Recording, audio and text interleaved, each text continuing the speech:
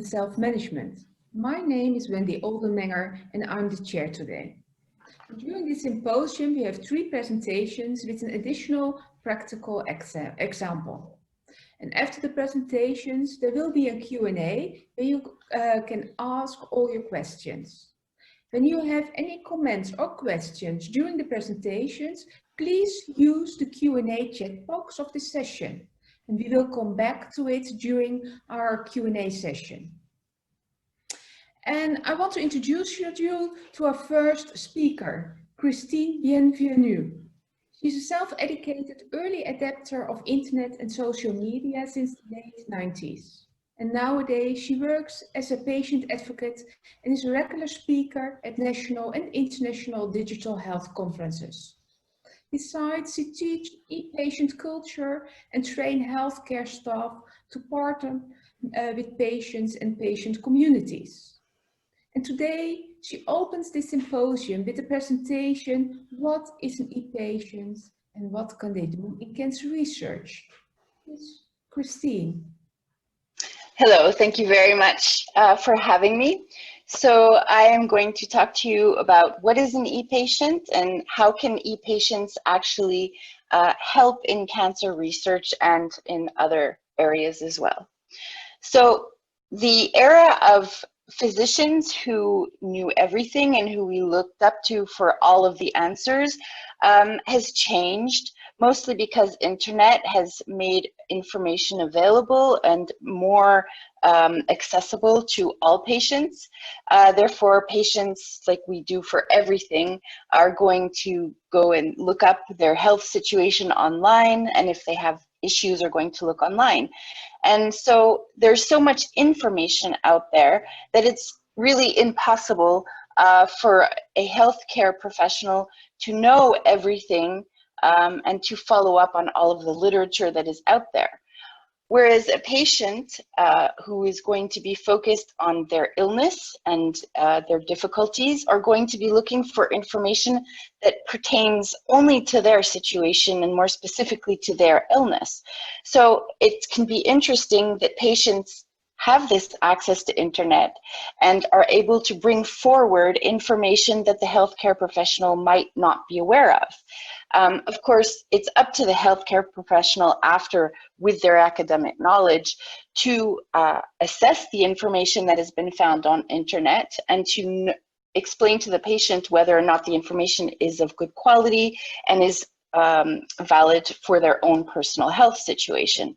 But where it's interesting is that collaboration where the patient can find the information and then can ask the healthcare professional for their professional advice and whether or not the information is interesting for their own personal health situation. What's important also to remember is that a healthcare professional is not with the patient 24/7. So it's really the patient that is going to know what their individual goals and needs and values and priorities are, especially what also their definition of quality of life is. This differs from each patient, and therefore it's up to each patient to explain all of these to their healthcare professional in order to help the healthcare professional to do their job as best as they can for that individual patient. So it's really an active approach where the patient is looking after his or her own health alongside the physician. And it's really important to keep in mind that it's a collaboration and not a competition. So what is an e-patient and what are the characteristics? An e-patient is basically a patient that is going to want to participate fully in his or her medical care by looking for information, by asking for advice, by looking for ways to cope with their health situation on a day-to-day basis. And of course, this definition includes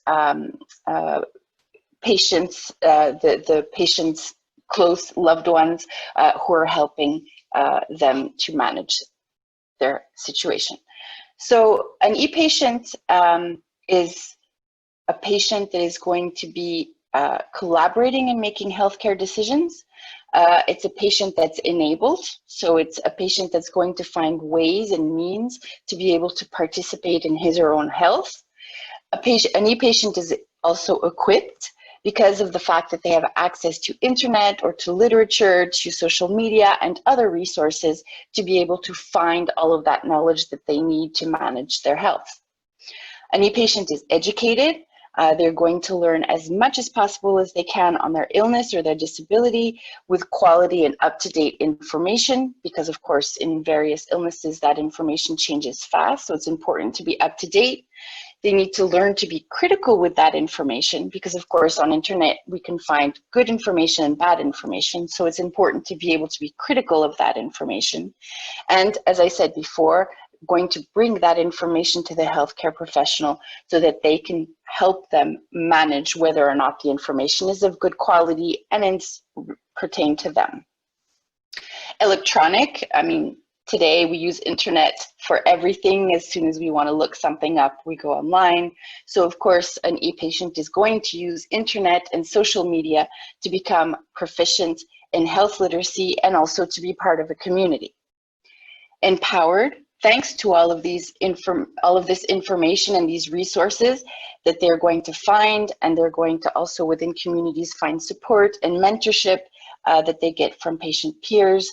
So all of this comes together to empower the e-patient. The e-patient is going to be engaged in his or her own medical health because it's important to be proactive and involved. No one can do that, be involved than the own person. It's their life. It's important that they become involved and they understand that. The e-patient understands that. With time and with self-learning and with information, the e-patient is going to become an expert in his or own life and goals and priorities as well as needs. And like I said, that definition of quality of life that is so important and individual to each person because it differs from one person to the next.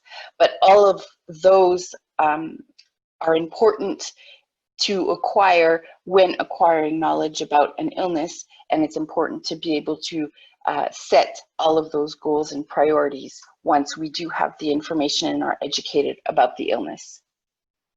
For an e-patient, it's important to be equal, to be considered an equal partner within the healthcare team, because they really want to be heard and to be able to participate in the plan that is going to be set for their treatments or for their healthcare. So it's really important for the e-patient to be able to be an equal partner. So basically the important thing to know about the e-patient definition is that an e-patient is a patient that despite the adversity that he or she faces will find resources and ways to be proactive in his or own health journey and wants to be considered as an equal partner in his or her medical team. Each healthcare professional is an expert of his or her field. The e-patient is an expert of his or her body, life, and situation. So in an ideal world, the healthcare professional's academic knowledge is going to partner with the patient's experiential knowledge, and they're going to work together as common goals. As you can see here in what we are leaving as paternalism, that whole mindset of paternalism excludes the patient, which is outside of that circle. When it's centered care, the e-patient is still outside, even though if it's he or she is in the middle, is not part of the team. Whereas the partnership model really shows the importance of being on the same level and as a partner, an equal member, respected in his or her own experiential knowledge. E-patient Dave is one of the pioneers of the whole e-patient movement in the United States and has grown to be known worldwide. You can see here the link to his TED Talk that is very eye-opening and interesting. He's an advocate and activist, and he wrote this guide called Let Patients Help that is really a guide for both patients and healthcare professionals, giving them concrete steps on how they can partner together and go towards those common goals. By the magic of social media, I was able to come into contact with ePatient Dave several years ago, and his book was such an opening to me. It was such a revelation to me that I thought it was really important that it be available to the French community. So I translated, of course, with his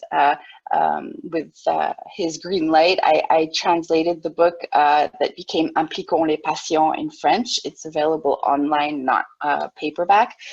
And over the years of different collaborations, ePatient Dave and I have become friends, and he continues yet today in the United States and around the world to be very proactive in patients being considered as such as with healthcare professionals.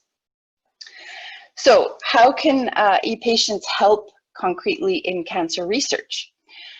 Patients, as I mentioned several times, have their experiential knowledge, and they can raise awareness and work with academics to guide them towards what is important to them, as well as co-create meaningful information that is accessible to all patients.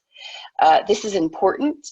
Patients will be translating these complicated scientific terms in lay terms so that all patients can feel implicated and understand. And then because they understand, they're going to want to engage. And so this will have a domino effect of patient communities coming together and engaging, and so widening these prospects of collaboration and impactful care even further. Patients who collaborate with researchers will help them improve their methodology, as well as give the results more credibility, because a patient that collaborated with a team, a research team, opening their eyes on certain aspects that maybe they've overlooked, are going to give that credibility, and patients will see that a co-patient has worked on that project or on that research, and are going to say, oh, well, if a patient was part of that, then maybe I can also feel part of it, because it gives to them more credibility. And so those outcomes, because they are more aligned with what the patients are asking for or what their questions are going to make those outcomes more meaningful, and as such improve patient care. So patients, the stakes in the end of all of these research are the highest for them, because it's literally their lives that are depending on these decisions. So they're going to want to be part of it. They're going to want to act. They're going to want to be involved. This is going to have obviously a direct impact on their daily life. So it really motivates them to find solutions, because they are going to be the beneficiaries of those improved solutions. Here are 3 examples of studies to which I participated, one on the steering committee and then 2 others as consultants. And what I found in collaborating with these research teams was very interesting, because to me, things that were basic, that were evident, questions that I thought, oh my, I feel dumb, but I'm asking this question because there are no dumb questions. And it in fact opened their eyes to how it is that they were lacking on the simple levels of how to communicate with patients, and making their research and their literature more patient friendly and accessible, so that more people could get involved. And it was really an interesting process. I realized that academics are kind of in their own world and don't realize that sometimes we just need them to speak human to be able to understand. It's not that patients can't understand, it's that if we give them the opportunity and the right language to understand, they will want to understand and they will want to help. At the HUG, so the Geneva University Hospitals, they've put together a program called Patient Partenaire on all levels of all different areas, not just research, but they have put together these groups that get together and act on different topics where patients are concerned, and they have patients come on board and work with them in pilot programs to put together ideas and talk about what is important to them, so that it orients really what the healthcare professionals and researchers are going to be looking into with the advice of patients of what is really important to them. And it improves the all-in-all collaboration, and it really makes the patients partners in all of the different steps. And this is really important, as you'll see later on, that it's really at all levels of healthcare that it's important to include from the beginning the patients so that they can express what it is important and they can help guide things in the right direction. Another example in the UK of the different ways that patients can participate, they can either just participate in the study as a study subject, or they can be there can be an engagement where the information of the research is shared with the patients, or there can be the model of involvement where there is really this collaboration between professionals and patients where they each have their important knowledge that they are sharing and working together towards the outcomes that have more meaning. Here there are also, I wanted to talk about the UPATI, that is also very interesting in including patients in the involvement of R&D, the development of medicines. You can see here the different steps where the patients and how the patients are involved. And I'll let you, I don't have time here, but go and see the video that I put the link here, where you can really see how the process works, where the researcher, the healthcare professional, and the patient really work together towards those meaningful goals. Euler also, the Rheumatology Association also works with including patients in their research, and there's an article here that you have the link that you can also read that really explains how the inclusiveness and partnership with patients really made their research more meaningful and more impactful for everyday patients. So how do we do it? I really like this quote by Laura Gilpin that says that what patients want is not rocket science, which is really unfortunate because if it were rocket science, we would be doing it. But it's, as I said before, sometimes things are so complicated that the simple basics are overlooked. And so it's really important to not overlook those basics and to really just, shed off that sort of academic hat and just be human and ask yourself the question, okay, if I was the patient, if I was the one with the illness, what is it that I would want? What is it that I would like? What is it that I would be important to me? And often just asking those basic questions are going to give many interesting answers. So I really also like what Erica, I can't say her last name, I'm sorry to her, the representative of ONCODE's supervisory board says, explains about how beating cancer is really a multidisciplinary endeavor, which makes networking among scientists, clinicians, patients, and policymakers essential to success. And as you see, it's really patients are on the same level as all of the other stakeholders. For patient engagement to take off, scientists need to actually talk with patients, which means that I like this cartoon by Gaping Void that really shows we have to break down those silos and stop each being in our own individual corners. We have to go around the same table and really discuss. The patient's fresh perspective is going to help academics to refine their work and focus on those topics that are most relevant to patients. Many academics say that their involvement with patients has made them more motivated by highlighting the social relevance of their research, which is logical in the sense that when an academic knows what it is that they're working for, it makes things more tangible and it makes more sense to them that they're really working towards something and not just some hypothetical idea. Patient involvement in research is also a structural involvement of patients as equal partners and not only beneficial to capture the patient perspective in every phase of the research process, but it also creates partnership with benefits that go beyond the scope of an individual project. So these discussions and these exchanges are going to come onto other topics that are going to be meaningful and make the whole thing keep going, which is really also an interesting perspective. So it's important to be cognizant of the fact also that for a patient to be able to understand what is going on with his or her illness, they need to be able to have access to health literacy. And it's important to be able to have that health literacy to understand our own patient journey and data.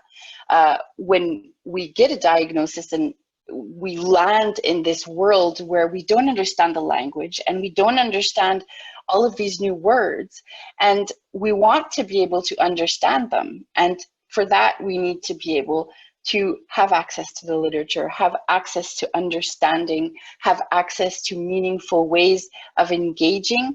And all of that is part of the health literacy that is really important. And I think that we need to find more ways to create this health literacy that is to make it accessible to patients and to discuss and work with patients on how to make that accessible.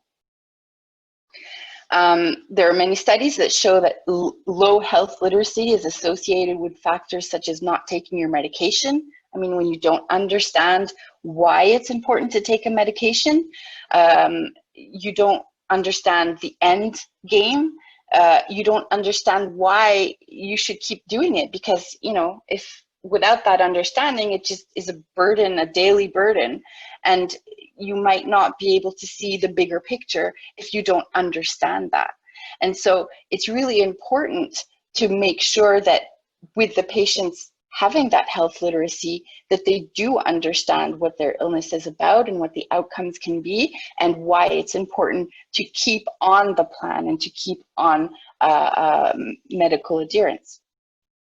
Health literacy is really an important issue because of the increased number affected by cancer, for example. And so we need to make all of that literacy more digestible and more comprehensible so that patients can be on board and become proactive and be part of those complicated treatment decisions. Cancer is nothing simple, so we need to be able to understand it. And health literacy has been shown to be positively associated with quality of life. So when you understand what is going on and you understand what the outcomes can be, you can have a more positive outlook and not just be terrified and scared because you don't understand. When we don't understand something, we're scared of it. Whereas when we do understand it and have more take on it, we can be more proactive and more positive about it. So it's really important to get to that health literacy and make it available. Patient-centered outcome research is also very important with the clinical data, but it also, again, the health literacy, and it requires the protection of patient privacy in accordance with approved research protocols while providing sufficient granularity to allow meaningful conclusions to be drawn. But the problem is that those current laws and policies make it difficult for those interactions to happen, for those silos to be broken. And so we have to find ways how we can work on this, making it sustainable for everyone and everyone involved, and not make it so that it's conflicting or creating confusion for researchers because they don't know how to interact, or for patients because they don't understand what it is the research is doing. Additionally, there is a need to identify standards that can be used to implement workflows and to support patient privacy preferences as data is shared. So we have to talk with patients to understand what data is important to them, how they want that data to be protected. Many patients are going to want, for instance, to be part of research as an altruistic move to make things better for patients after them. So they're going to want to improve that. So they might be very well willing for their data to be shared and to be used so that they can make the research better. But that has to be discussed. So it's important to be able to come back on those laws and policies and think about whether or not they are the best way forward. As a Dr. Linda E. Carlson on Twitter explained, that it's important in cancer research to include everybody. As we know, most studies often will have white men as the outcomes, and of course a white man is not going to react the same way to a study as a woman or as an ethnic minority, and so it's important to include all of the levels of cancer patients so that they can all speak for themselves, nothing about us without us, so that they can really explain what is meaningful and important for them and their communities. I find Twitter is a very interesting tool to go and find all of this information. I put a couple of hashtags here, whether it's breast cancer social media or metastatic breast cancer or lung cancer. You can find here on Simpler all of the different hashtags that are used within the patient communities for these tweet chats and for these exchanges between professionals and patients that are very, very interesting and that give a good idea of what is being discussed and how we can include patients. Eileen Parks, who is a clinical lecturer at Queen's University, explains that clinical trials tend to be designed around what researchers think that they want to know, but not always what patients need. So that's sort of the point I was trying to make before about things being overlooked when patients are not involved. And so it's really important to talk to each other and to listen to each other to understand what is important to the patients. We need a shift in research away from the drug-focused approach to a more patient-focused approach, enshrining quality of life as a key outcome. It's important, the quality of life, as I said, the definition of quality of life of each patient is different. One patient might say, I want to live many, many years despite the adverse effects, whereas another patient might not be willing to live many, many years with adverse effects. So it's really important to listen to all of those definitions and to make them important within the research that we're doing and to not lose sight of that. So it's really to value the patients and carers as key partners in the progression of research. By turning to those experiencing cancer, treatment for the next big research questions, and listening carefully to their answers, it's really important to be sure that we're hearing what is being said and that we're understanding what is important to patients so that we can go in the right direction. And so it's important that we don't get lost in all kinds of different end games, but that we have a clear view of what the patient needs for every experiment. So e-patients can share their patient story and the aspects of their patient journey that can be improved. They can bring their experiential knowledge and expertise to the table that will help define the direction in which we should go in. They can voice their ideas for processes to be more efficient. They can explain what their priorities are. They can say what would improve their daily life with cancer, how we can implement strategies that are more comfortable to them. They can raise questions that academics often overlook. As I said before, those simple things that we often overlook. Patient leaders and advocates and influencers can be the link between healthcare professional and other patients, because those influencers and advocates and leaders are going to bring along with them their respective communities. And so the conversation can be had with a wider group and therefore know better what the input and the engagement is. They can define, so e-patients can define with academics what the steps are and hold them accountable. It's important that the communication that is had between healthcare professionals and researchers and patients is in real time and updated so that patients know what is going on and how things are changing for the better.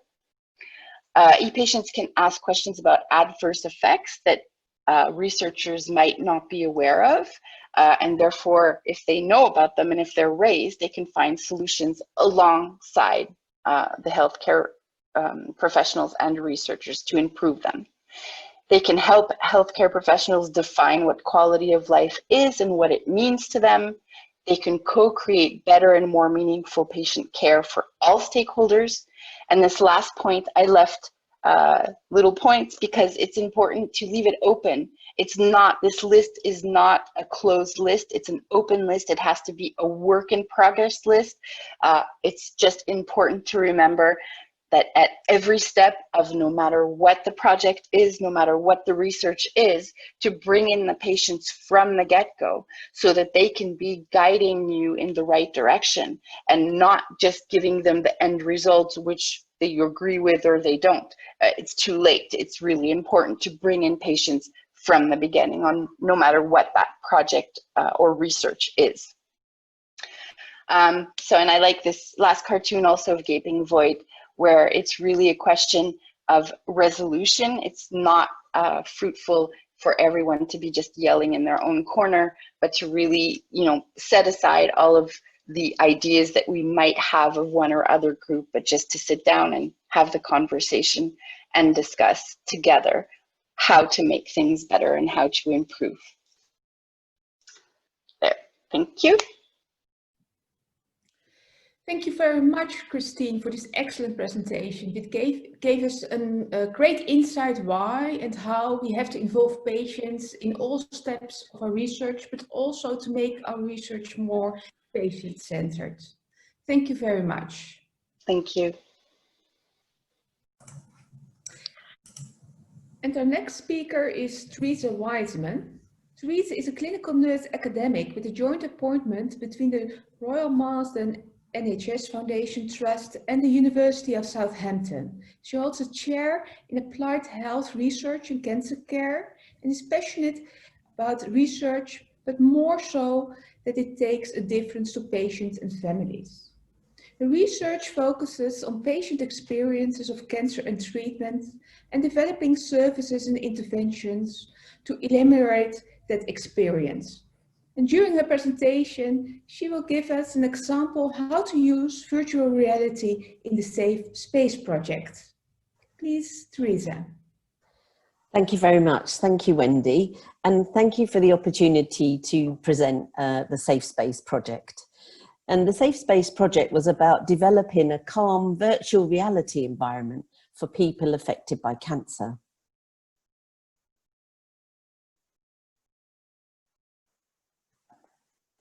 A little bit of background.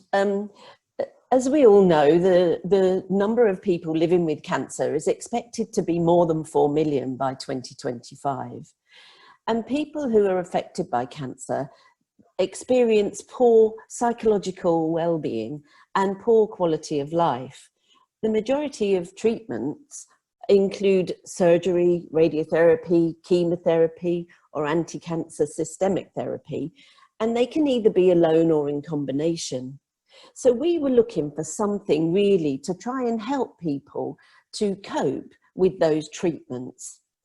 Virtual reality environments have been shown to reduce pain and unpleasantness of some treatments, and they've also been used in the treatment of anxiety and other psychological health conditions. And within that, we also looked at compassion mind training and relaxation, and compassionate mind training and relaxation can reduce suffering and increase quality of life in a number of different settings. So we wanted to really look at how we could use these to try and help people to cope with treatment. This slide is from one of our patient participants, and what he was doing was giving us a sort of pictorial experience of his anxiety. And as you can see in this slide, that the anxiety is widespread and it goes through each different area or perspective of treatment and the treatment trajectory. There are only 2 areas within this slide that have a low anxiety impact for him.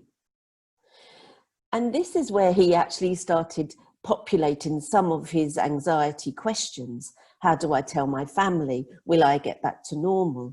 All of these, so we can see from these 2 slides how it is that patients are carrying that anxiety all the time with them. So this was our project aim, and it was to co-design with people affected by cancer. We wanted to develop and pilot a flexible, low cost and easy to administer wellbeing intervention. So we wanted a combination of virtual reality, but we wanted to also incorporate within that virtual reality some relaxation and compassionate mind training. Compassion is a sensitivity to suffering in self or others, and a commitment to try and alleviate and prevent it. And what the research shows is that very often people that have cancer are not actually very compassionate to themselves. They're not very kind to themselves. They're cross with themselves for having cancer.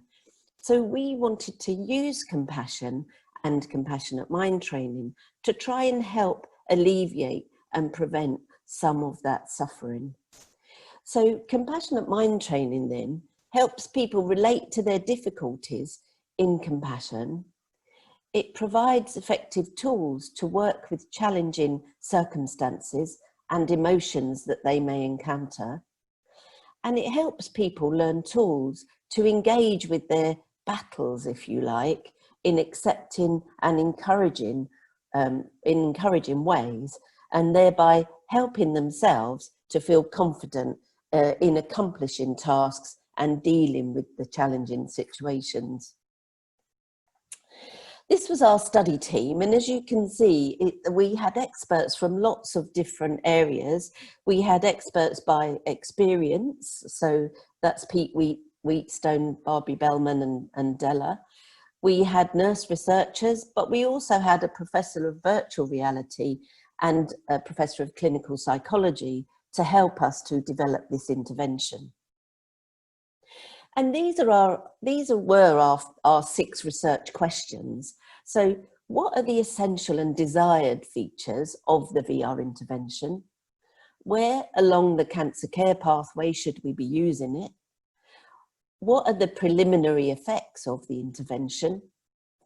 What are the acceptable ways of measuring the impact or the response? So we wanted people to help us with designing the evaluation. What are the actual and potential risks? And what information is needed to design a larger randomized controlled trial? So this was very much a pilot and proof of concept study. And this was our study design. We called it SafeSpace because that's what we were trying to provide. We wanted to use an experience-based co-design approach within a mixed method framework. So we wanted qualitative as well as quantitative data so that we could see not just the individual experience, but also the collective measures. It was an iterative process. We built it as we went along. We used people that were affected by cancer and staff. It was a convenient sample, and it was a 2-phase design. Phase 1 was designing the intervention and the evaluation, and phase 2 was the evaluation. So this is the phase 1 methodology. We started off with an initial design event workshop, and we had 10 to 15 participants. And we used this rapid prototyping where you start off, you refine and you iterate, and then you have a prototype to develop. So within the initial workshop, we asked people about their experience, just as you would in experience-based co-design. We asked them the points along their pathway that really resonated with them and had a real impact on them. And then from that initial design event where we got the sort of basics of a prototype, we then had 4 more workshops that were about testing and refining the intervention. And then lastly, we had an evaluation workshop. So what would an evaluation look like so that people affected by cancer and staff could really contribute to how we evaluated the intervention? We audio recorded all of the workshops and what people were saying and asking, and we video linked an observation. We used thematic analysis, and we identified touch points for patients and staff. So this is the initial design workshop, and you can see these are the areas that people thought were really important to focus on. So the impact of cancer, we needed to think about that in terms of these, when people use the intervention, they will be vulnerable. People highlighted safety and security, physical issues, the freedom to step on and step off. They didn't want to feel tethered. But they said it was also important to have an onboarding experience, some choice, but also signposting within the intervention. And the user testing workshops, they increased our information, if you like. So it was, what they said was important within those workshops was this idea of being able to step out, to have permission within the intervention, to be able to explore, to make sure that we said about time and we gave people links to time, because they felt that when they were in the intervention, sometimes time didn't exist. The voice was important for people, and so was guiding as opposed to instructing. But what everybody said was what they needed was a safe space. So this was our final version. 6 participants and the research team finally agreed the final version, and the mode of delivery was also agreed. We had a choice of 3 environments. One was a beach, one was a forest, and one was a mountain. And what we decided was that each participant would have 3 VR sessions that were approximately 10 minutes each, with gentle progression to self-compassion. What people said from the outset was that the language around self-compassion isn't usual language, so that what they needed was a gradual progression into that self-compassion. So VR1, that session was just about introducing a safe space and introducing virtual reality. Then the next session was simple breathing exercises. And then the third session was compassionate mind training. And within the evaluation methods, as you can see from here, there was a wide range of questionnaires that people wanted to use in order to evaluate whether the intervention had made a difference. So there was a number of, a range of questionnaires for psychological data, and you can see them there. We also looked at physiological data, so we monitored heart rate variability, and we monitored skin conductance. We also did telephone interviews to capture people's experience.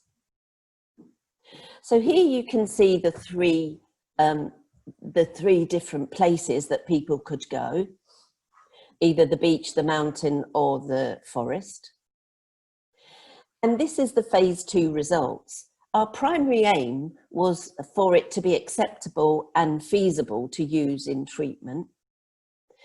And our secondary aims were about looking at quality of life, psychological well-being, physiological impact, and then thinking about future considerations. There were 20 participants, 65% were female and 35% were male. The average age was 48.7 years, but the age did range from 22 to 70 years. And the person that was 70 years really, really enjoyed the VR experience. So that really dispelled our myths about it, you know, that only young people would want to incorporate VR into their treatments. We had a wide range of people that had different tumours types, different stages of treatment, and different treatment types. We really did want to have it as wide ranging as possible. And we used a private room, but we also used some communal areas like the chemotherapy day unit or the ward. So there were 49 sessions of VR completed. 65% of participants completed the 3 sessions, but some people didn't complete the 3 sessions. And some of those reasons were there wasn't enough time within the study. So our data collection period finished before the person was able to come back and try the 3rd session. Some people had a change of treatment or their condition. Some people felt, well, one person felt sick and dizzy when they used the equipment, and one person just didn't want to use it anymore. In terms of acceptability and feasibility, external noise experienced by 40% of the sessions delivered, but some people said that this didn't actually matter for them, others it did. Participants only changed environments on 3 occasions. So most people, when they chose the environment, they stayed with that environment for all 3 sessions. People experienced problems in about 24% of the sessions, and they were minor. So some of them were just, you know, that the person had to get used to the VR set again. Some of them needed us to sort of help them to get the headset on, but 2 were unresolvable. They didn't want to put the headset on again. But also 40% of these, it was the first session. So they were just getting used to the VR equipment. There were no adverse effects, serious adverse effects, but there were 3 mild. One was nausea and dizziness, and then one was nausea and dizziness after 48 hours. In the environment, you can see there that 51% of people chose the beach and only 10% chose the forest. Most people preferred a male voice, but it's just sort of half and half, really.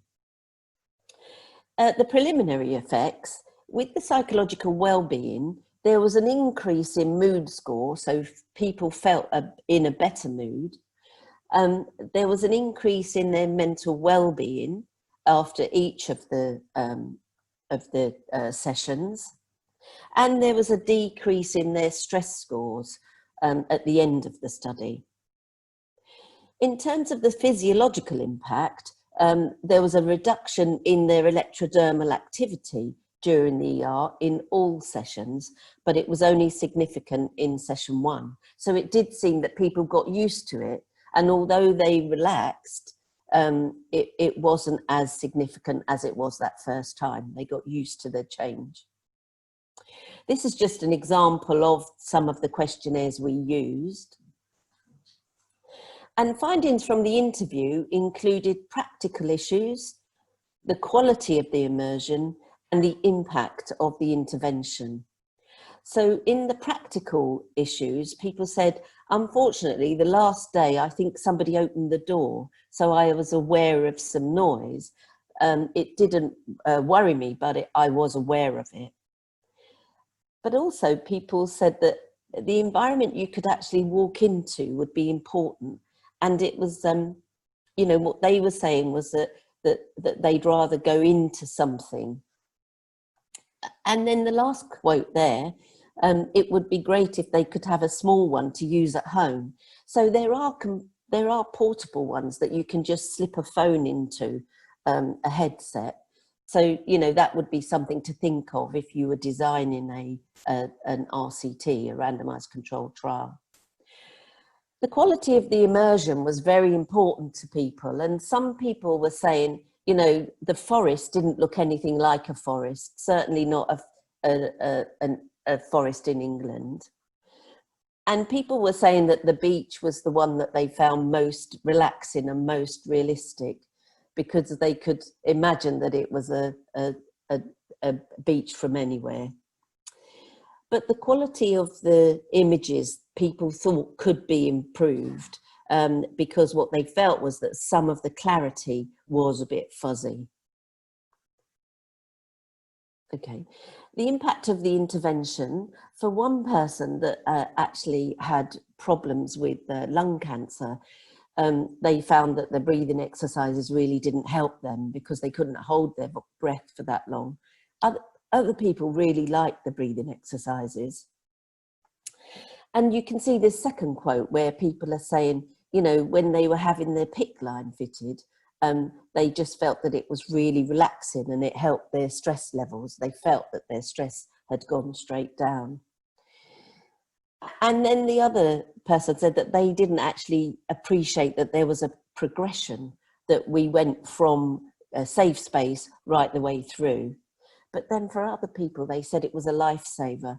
And in actual fact, after the pilot had finished, we still had people ringing up and asking if we could take the intervention to them so that they could try SafeSpace again.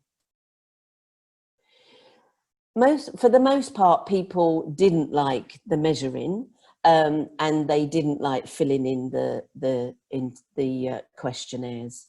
So in an RCT going forward, you would have to reduce the number of questionnaires that people did. And these are the areas that people thought was really important for them. And the content of the script was also really important in terms of evaluation, as was the physical space, the realism within the VR, and flexible delivery. So what I've tried to do there is to really take you through the pilot and the concept study of looking at using virtual reality as a safe space for treatment. Thank you very much for listening. And has anybody got any questions? Or you can leave your questions for the question and answer session later. Thank you. Thank you very much, Teresa, for taking us with you in the results of your very interesting study. And as you already said, I can imagine people want to ask you more about this, but we will have a Q&A after our last presentations. And may I remind the audience for the possibility to send us your questions via the Q&A chat. And the third speaker is Manuela Eiger. Manuela is Associate Professor at the Institute of Higher Education and Research in Healthcare at the University of Lausanne in Switzerland. And this includes also an appointment as a nurse research consultant at the Department of Oncology at the University Hospital in Lausanne. And her research and teaching focuses on supporting care in cancer, including the monitoring and self-management of symptoms and self-management. And she is particularly interested in the development and implementation of patient-reported outcomes and electronically measured PROs in immune oncology and their use in nursing practice.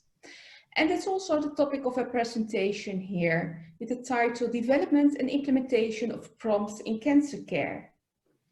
Please, Manuela. Thank you very much, Wendy, for this nice introduction. So I have the pleasure to share with you in the next 25 minutes some knowledge and experiences about the use of patient-reported outcome measures that are electronically gathered in cancer care.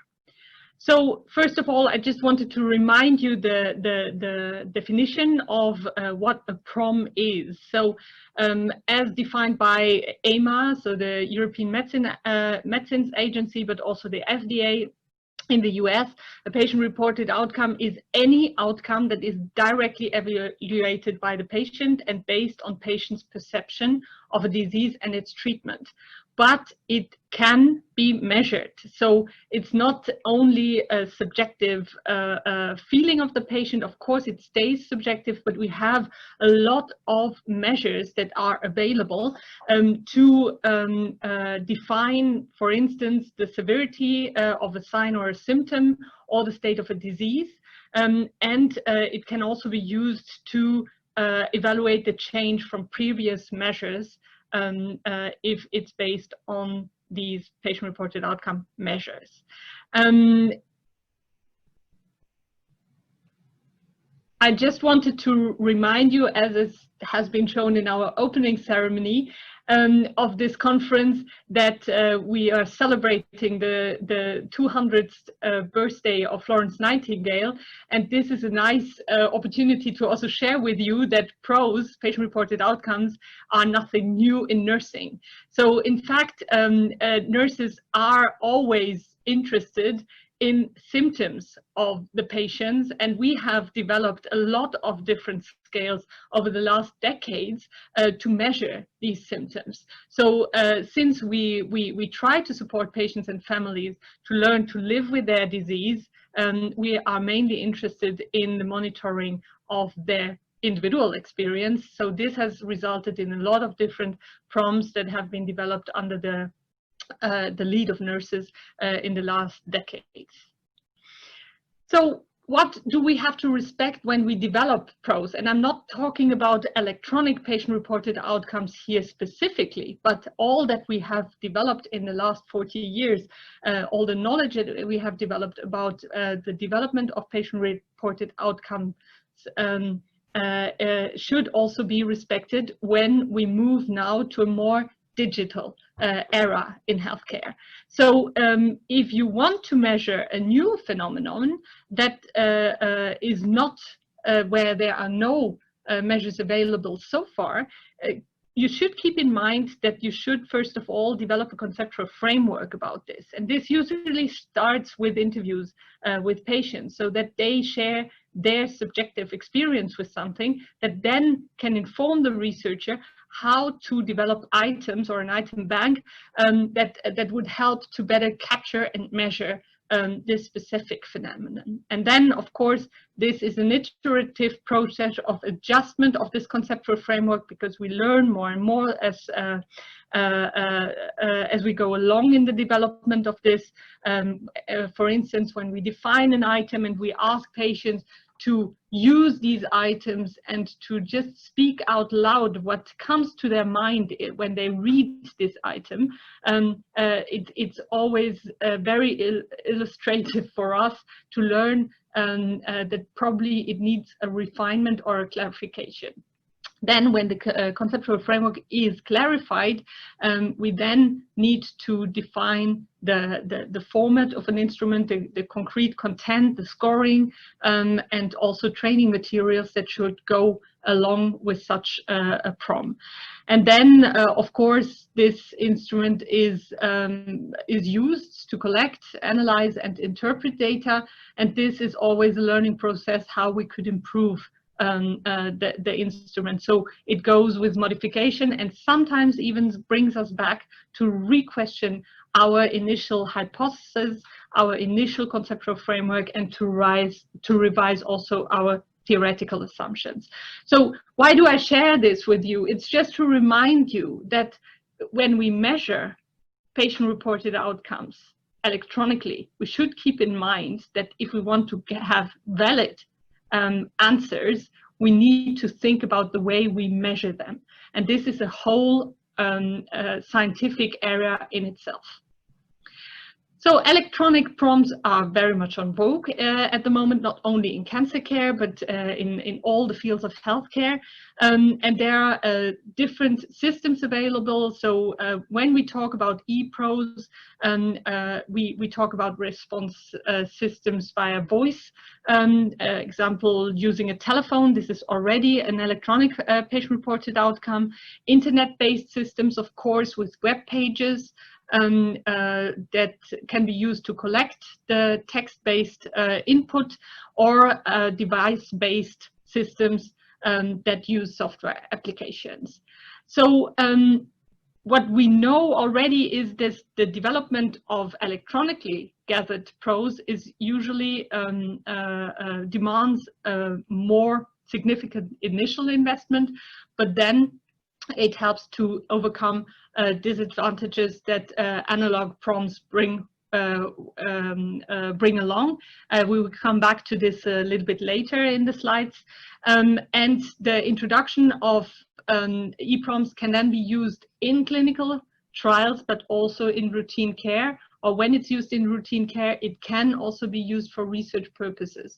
This year, Pinedo and colleagues have summarized the increasing value of e-health in the delivery of patient-centered cancer care. And what they proclaim is that the use of electronically measured patient-reported outcomes is really an asset for more patient-centered care with a lot of promises. What we still need to find out is, can we really hold all these promises? So I just wanted to remind you, Christine Bienvenue was talking before me, that the development of electronic patient-reported outcome measures should always go along with public involvement. And public means patients, relatives, and the larger public involvement. As I told you, in this framework for the development of PROs, we start with the patient perspective, but there has been an Immersion framework published this year by Carlton and colleagues that really nicely explains all the steps that you should undertake to involve the public from the beginning to the dissemination of patient-reported outcome measures. And this is also something I think that is very important to respect in the development of EPROMs if you want to make sure that they really fit to the needs and are and can be implemented on the long run. So a last reminder from a scientific perspective, we see also a lot of electronic patient-reported outcome measures that were just switched from paper to electronic version. Already in 2009, a group of ISPOR reminded us that this modification should always go along with new testing. So if you do minor modifications, so that means that no content or meaning of the PRO is changed when you switch over to EPROM, then it might be enough to just redo a cognitive debriefing or usability testing. But if you have moderate modifications, that means you change the content or the meaning of something, based on current empirical literature. Example, if you change the item wording, you should do an equivalent testing and usability testing. And if you do substantial modifications, because the content has to be changed without empirical support, but you believe that it should be changed because it's more convenient for an EPROM or because practice has changed, then it should go along with a full psychometric testing and usability testing. At least this is recommended by this ISPOR task force. So what are the advantages and the disadvantages of EPROMs? So the advantages is that they are often preferred by patients. We hear it more and more that patients do their banking or other thing over their tablets or smartphones, and they find it very convenient to also be able to report their symptoms if they are in clinical trials or in clinical practice via an electronic tool. It goes with less costs because you don't have to print the material. It can also improve the data quality because maybe the reporting is improved because you can also send reminder or guide the patient in the way he has to fill in the EPROM. It requires less administration time. This has been measured in several studies and has been nicely summarized in this review that I'm citing here. It's also facilitating clinical decision-making and symptom management. We have several studies that have shown this. There are reviews available that summarize this nicely, and patients often provide the feedback that it's easy to use and easy to learn. But there are also disadvantages, or at least questions, that patients raise when they used EPROMs. So it's the question of privacy protection. So if they report electronically, what happens with this data? Who has access to this data? It's also often a one-time large financial investment to develop such EPROMs. It might exclude certain populations, for instance, those that are unwilling or unable to complete patient-reported outcomes electronically because they have a low computer literacy, or because they do not have internet access or technological devices, or do not have acquaintance with technological devices.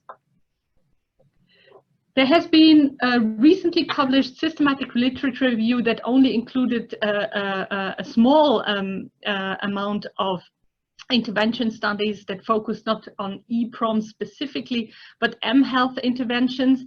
I cite this study because I think it's very interesting to see that they focus mainly on symptoms and on progress of the patients. They also showed that this can improve pain and fatigue, and made also some promises for psychological distress and sleep. Nevertheless, what the authors conclude at the end of the review, that we really need now mHealth tools that incorporate targeted evidence-based models of care, and not only EPROM monitoring, because to be useful for the patient, they need also to get a response to the screening or evaluation of their signs and symptoms of their health status. Otherwise, they will probably also not be very compliant to complete the EPROMs on the long run. This has also been the key message of another systematic review that was published earlier this year by Matti Aapo and some colleagues from the MASK. They reviewed digital solutions for supportive care. So again, they raised the question about the usefulness of digital solutions that do only collect PROs. And you can see that they included 38 digital solutions in their review, and only 21 of them were also providing a kind of self-management support to patients. 17 digital tools were only interested in the PRO collection. So they defined key factors that are essential to be a useful tool that goes beyond the simple measure of patient-reported outcomes and really is useful as a supportive care tool in clinical practice. It's the ease of use. It's also the reassurance that should be provided, the usability and usefulness, the improvement of communication with healthcare providers, the correct generation of symptoms alert and a very fast response to this alert, the patient empowerment, and also the convenience of real-time reporting of symptoms. So this is, I think, a very important review that we should take into considerations in the future development of EPROMs, that we think them in, and you see the graph on the left side, within a larger system where we have to think about data security, we have to think about the usefulness for patients, we have to think about the fact that a lot of our patients are elder patients, so they might have other chronic conditions. They might also have to deal with polypharmacy and things like that. So how can the ideal app, as it is called in this review, really provide the best support to patients, and not only focus on the interest of gathering data, but gathering these data for the best outcomes for our patients.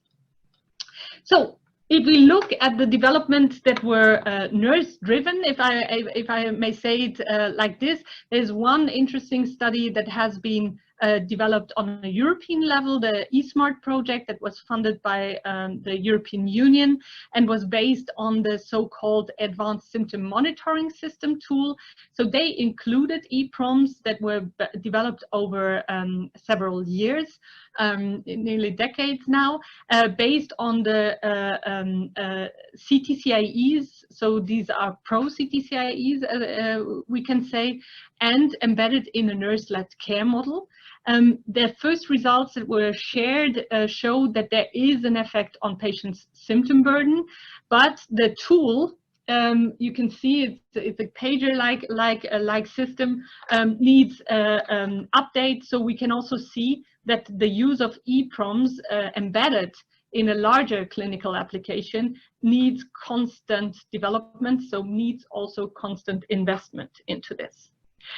Another example that I wanted to share with you is the statewide implementation of an electronic patient-reported outcome measurement system that has been developed in Ontario, in Canada, already some time ago, initiated by Palliative Care in 2000, where they reached a consensus for all Ontario centres to measure patient-reported outcomes with the Edmonton Symptom Assessment Scale in 2007.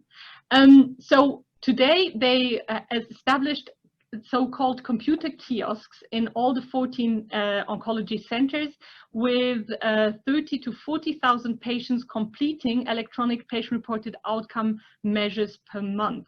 You can imagine the amount of data that is available not only for clinical purposes, but also for research based on these tools. And they also develop best practice recommendations. I can show it to you. So here you see the report of the ESAS that is printed out for clinicians, that they can use it during their consultation, but they also developed algorithms based on the severity of the symptoms that are reported by the patients to guide the clinical decision making, how these patients can be best supported. And it's also completed with symptom self-manage recommendations. I put it here in French because it has been translated to other languages, so patients do not have to be literate in English to get access to this, which is also very important, I think, model for European systems. So you can see that EPROMs alone are probably not the future, but EPROMs embedded in models of care can be very promising, and that we have very promising models that are applied in cancer and used by cancer nurses already today. Our own example that I wanted to share with you is the so-called IE-PRO study, which we are currently running in Lausanne and Geneva here in Switzerland, where we want to test the effect of an E-PRO-based model of care, as we call it, versus standard of care on the early detection and management of immune-related adverse events in melanoma and lung cancer patients. And you can see that in this model, we really, the patient, if he sees or perceives any change in his health status, he can report via an EPROM his own symptoms. This is based on the CTCIEs, which are developed for patients. So it's a patient-reported CTCIE system, and goes then directly with alerts to the clinical nurse specialists, who can call the patients if there is an alert, makes another triage on the severity of the situation, reports this in a triage log that is then provided to the treating oncologist, but also to the interprofessional care group, and can also be seen by the on-call oncologist in case of an emergency. So this model embeds electronic patient-reported outcome measures, and I also wanted to share with you that we work on the development of this trial now for 2 years already, because we had to define which are the patient-reported outcomes that we want to measure within such an application. And this was developed together with an European expert group, including a patient expert, to define how to best appraise the toxicity of immunotherapy. And it's a very complex system because we discovered that we should measure a lot of different patient-reported outcomes. And if we want to measure this within an application, it's a high level of complexity. So at the end of my talk, I just wanted to remind you that we have excellent frameworks that help us also to guide the implementation of patient-reported outcome measures, but also electronic patient-reported outcome measures. They have been developed already in the era where PROMs were not measured electronically, but they are still very valuable today and very useful today, and have also been adapted for the digital area. So the Patient-Centered Outcomes Research Institute has published a user's guide for integrating patient-reported outcomes in electronic health records, and they differentiate between different levels of integration of the PROMs in the electronic health record. And you can see that there are a lot of questions that you should respond to before you really decide how to implement this into your daily routines. And as I said, you can distinguish between a full, moderate, or low integration of these tools within your clinical practice. The other is a user's guide that was published by ISOQOL already some time ago, but that can they also use different questions to guide the implementation of electronic patient-reported outcome measures in clinical practice. And I let you just discover some of these questions. What are your goals for collecting PROs in your clinical practice? What resources are available? Which key barriers require attention? I think these are questions that are valuable for PROs, but also very, very valuable for electronic patient-reported outcome measures.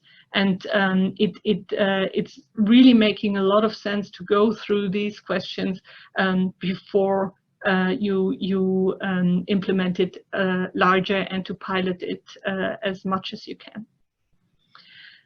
So I also wanted to remind you that for patients, it's very important that the system is trustworthy. Otherwise, if you want to implement patient-reported outcome measures electronically in your clinical practice, they will not use it on the long term.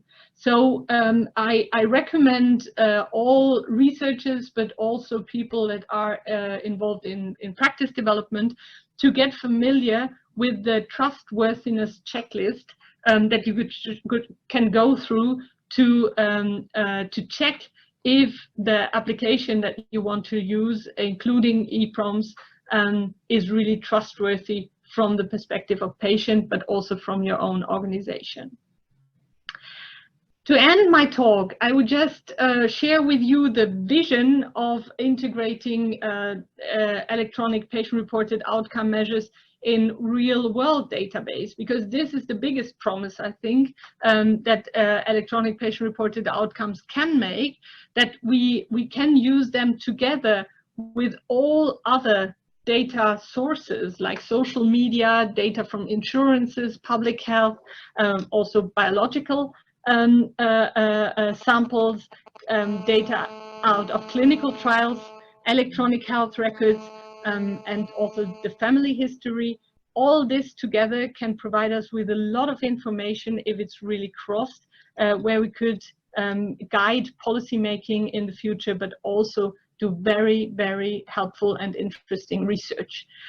So we are not there yet, because I think we still have a lot of questions about the trustworthiness, but also the validity, the reliability of EPROMs in research, but also in clinical practice.